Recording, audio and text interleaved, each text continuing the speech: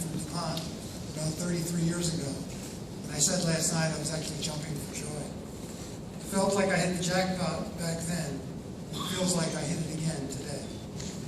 Standing up here to accept this award was never something I could ever have imagined in the early part of my career.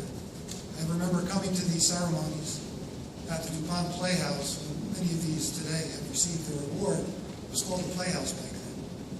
When the award was established, and I was in awe of the recipients and their accomplishments. It still feels like a dream. I should be waking up at any moment, and I still can't believe I'm standing here in front of you right now. A lot of people are responsible for me standing here. Far too many to mention them all, but I have to mention a few.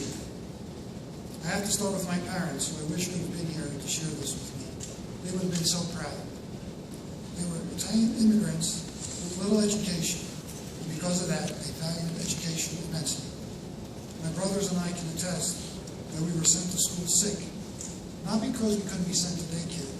Stay-at-home moms were the norm back then, but because they knew how much an education meant, and we weren't to miss a day of it.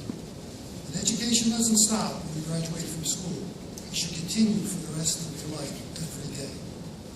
I want to thank my wife, Deborah, my closest friend and partner for almost 40 years, and my children, Brian and Christine, who always ask me questions about DuPont that I try to answer without giving away any trade secrets. My immediate family has always been very supportive and understanding of all the demands of work. I am extremely grateful and feel blessed to have them as part of my life. I want to thank my two brothers, Dan and Joe, who are here today, for always supporting their nerd of a baby brother. I wish my brother Andrew and my three sisters-in-law, Angie and Peggy, who are no longer with us, could have been here too. It is especially gratifying to receive the award this year, shortly after the announcement of the split of the company. It is nice to know that chemistry in DuPont is still appreciated for at least another 18 months or so. I really enjoy the area of research in fluorine chemistry that I've been involved with in my career.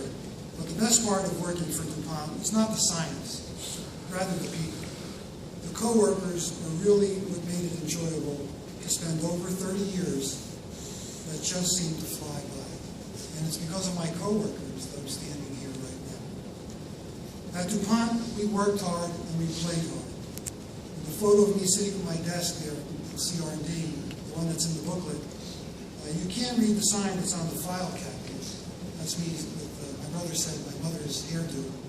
For those of you who, and what it says, you can't read it, it says, for those of you who do not believe that the dead come back to life, you need to be here at closing time. You need to have a balance of work, play, and family life. We worked hard and we played hard. Those of you who remember us back then, we had a good time. Although I'm being awarded the Lavoisier Medal today, I certainly did not get this on my own. At DuPont, we work as part of teams, and so on behalf of all of my team members, I want to accept this award. I want to especially thank Molly Rao, who was a mentor and inspiration to me. I want to thank Alan Siebert, with whom I've worked very closely, especially in the early part of our careers after joining DuPont in 1991. There's a long list of associate investigators that I'm deeply indebted to.